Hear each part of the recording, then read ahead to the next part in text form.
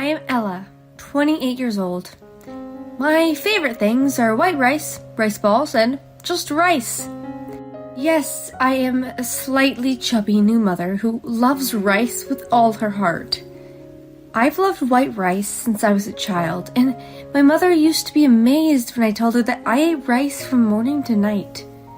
My love for rice knows no boundaries, and I even went on a study at a university in the food industry to develop delicious recipes that will go well with rice.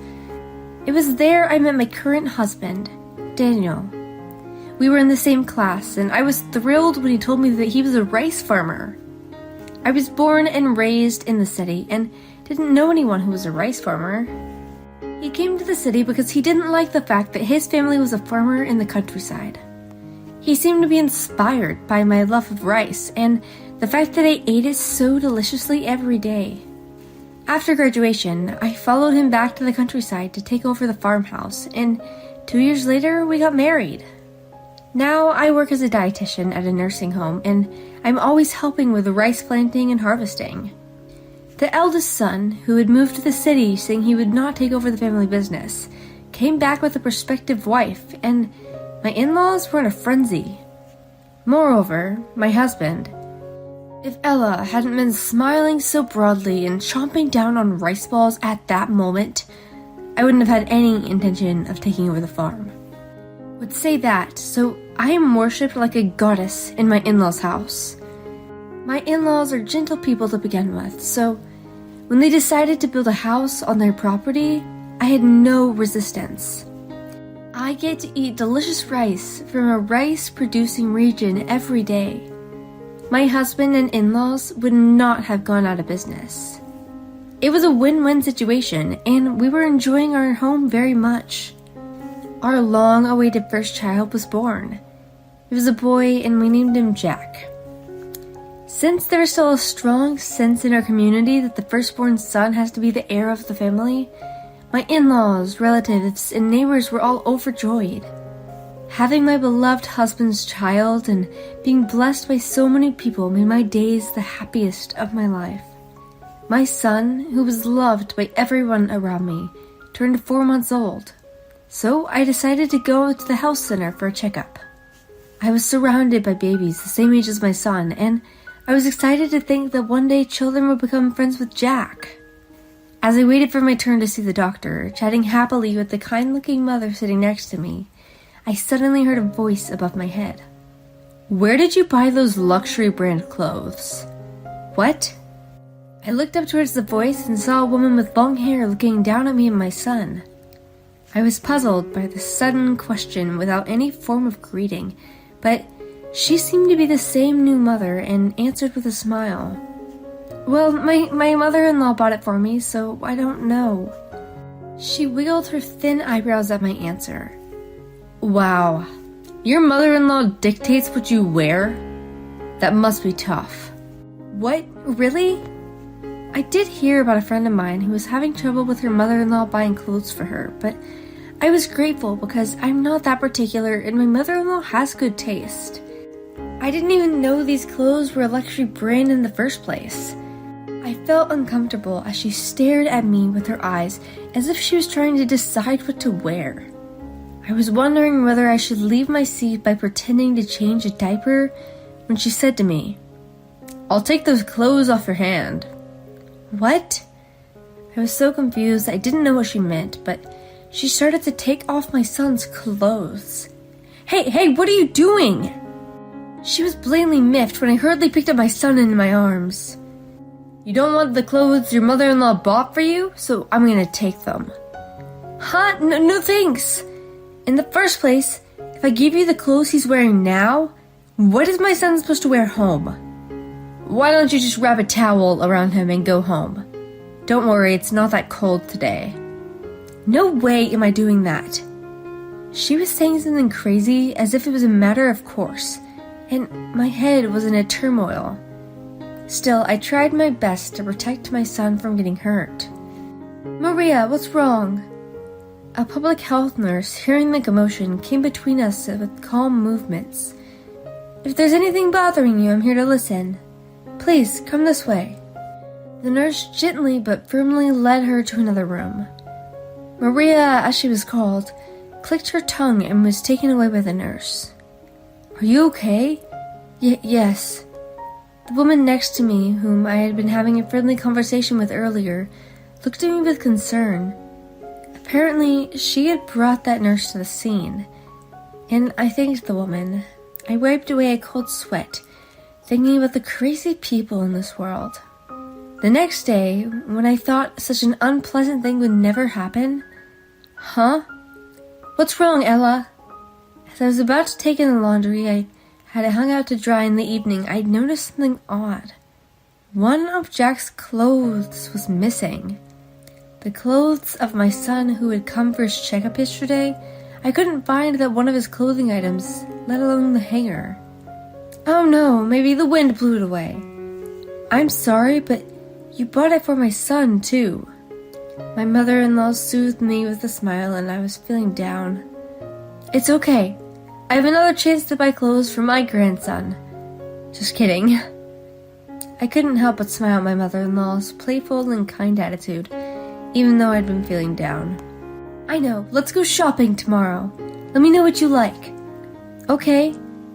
Thanks to my mother-in-law's concern, the case of my son's missing clothes was supposed to be resolved peacefully. However, 5 days later, my son's clothes went missing again. As it was a slightly expensive item my mother-in-law had recently bought for him, even my mother-in-law was suspicious, looking around the yard. Still, we couldn't make a big deal out of the loss of 2 pieces of clothing, so we did nothing about it. 3 days later, after lunch, while dealing with a delivery service, we suddenly looked around the entrance and realized what had happened. The day before, we had been caught in a rainstorm while taking a walk and we could not find our stroller, which was supposed to be drying out on the porch. Miss Julia, do you know what happened to the stroller? What? No, I don't. That's weird. The stroller was also a gift from my mother-in-law. Moreover, it was a sturdy and stable foreign brand so that my son could go out with peace of mind. I felt my heart race, and that's when I decided. I was convinced that both the baby clothes and the stroller had been stolen. Whoever it was had stolen my precious son's things. I was boiling with anger. I'm reporting this to the police. As I was taking out my phone, my mother-in-law stopped me. Calling the police over a missing stroller is crazy. But the stroller and the clothes are precious things that you bought for my son. I knew what she did. My mother-in-law used the computer, which she's not good at using, to gather information when buying baby items. I know that she was truly happy about the birth of my son, and that she took good care of my body and gave me good things. I will never forgive anyone who tramples on my mother-in-law's goodwill. Ella! My mother-in-law stared at me and sighed, troubled and happy. All right, but don't contact the police.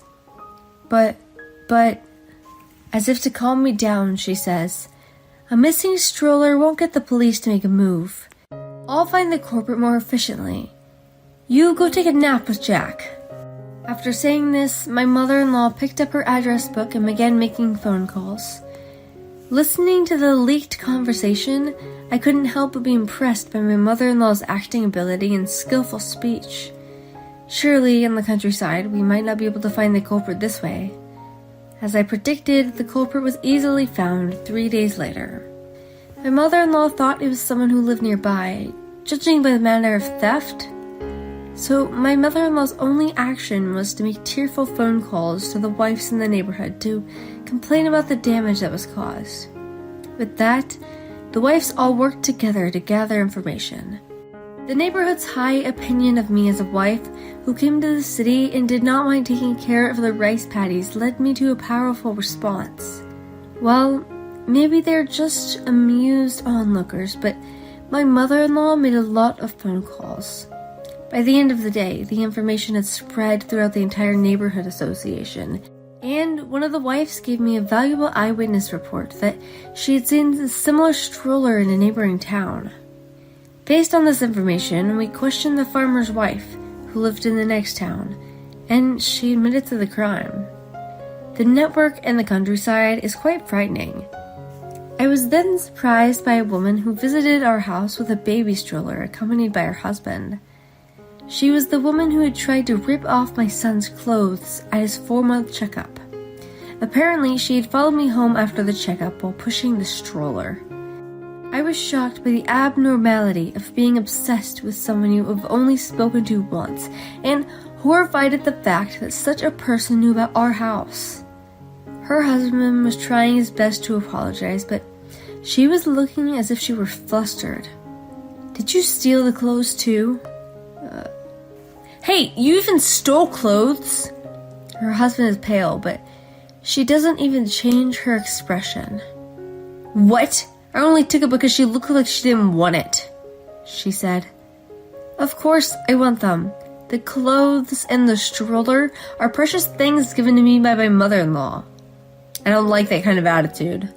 Huh? She stared at me with hatred in her dead eyes until a moment ago.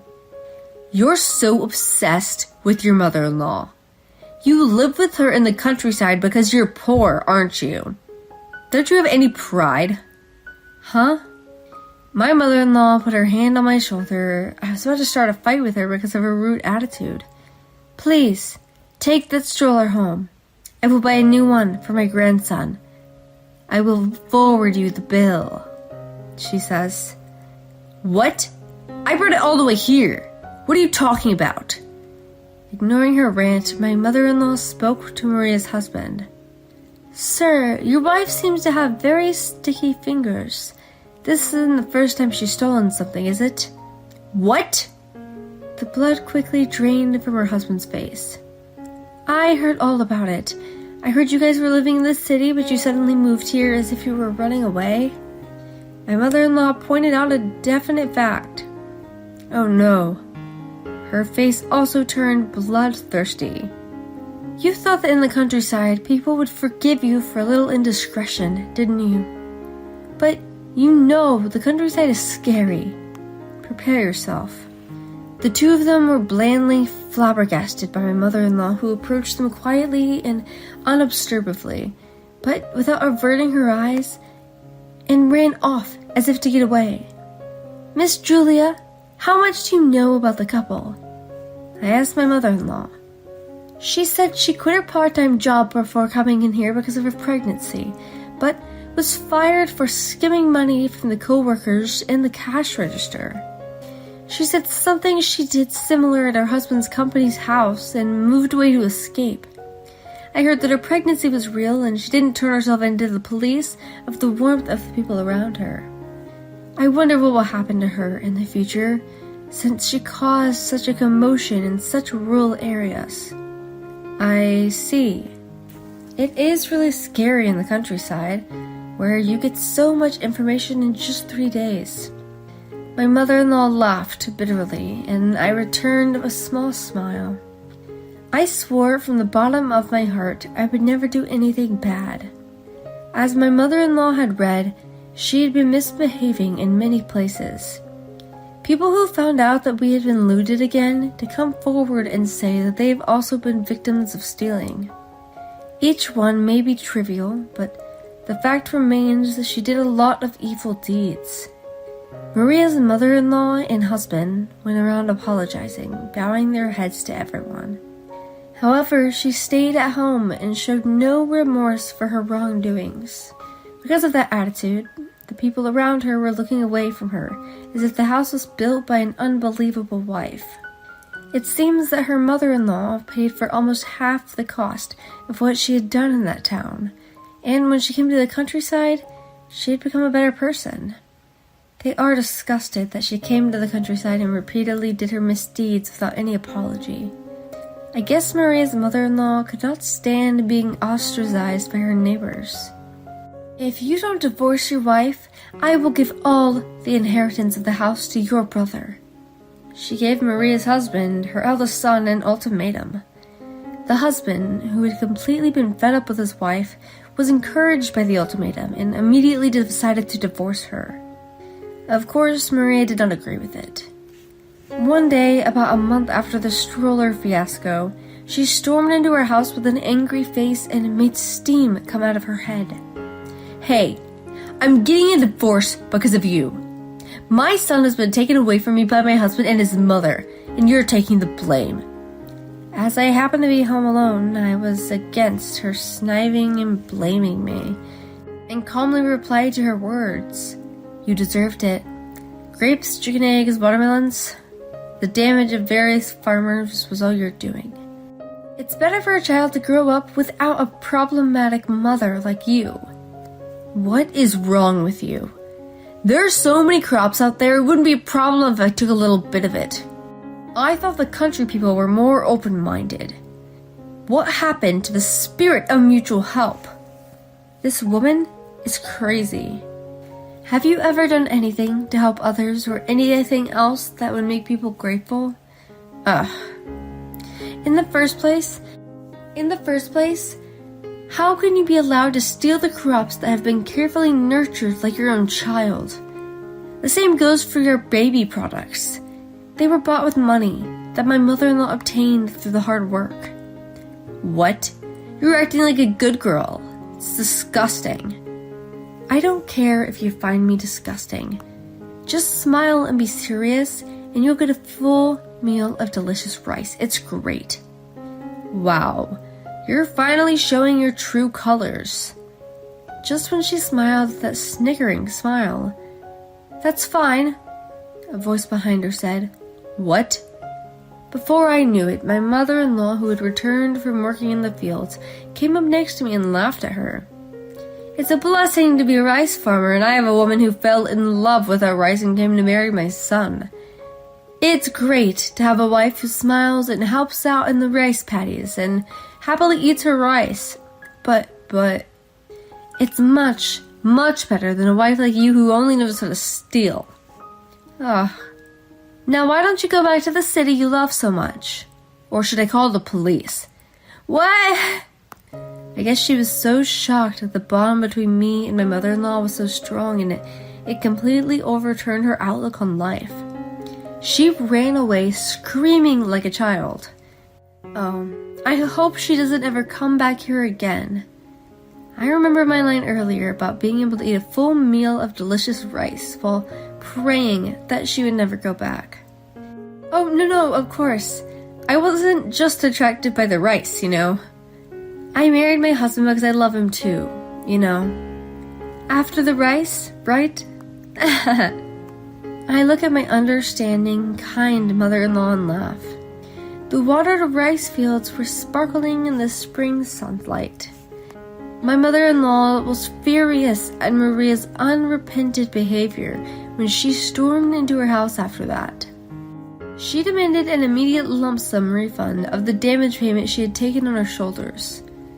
Naturally, Mia was unable to repay the money, and her flamboyant and confident appearance from the line we first met was just a shadow of her former self. She left the town with shaggy hair and tattered clothes.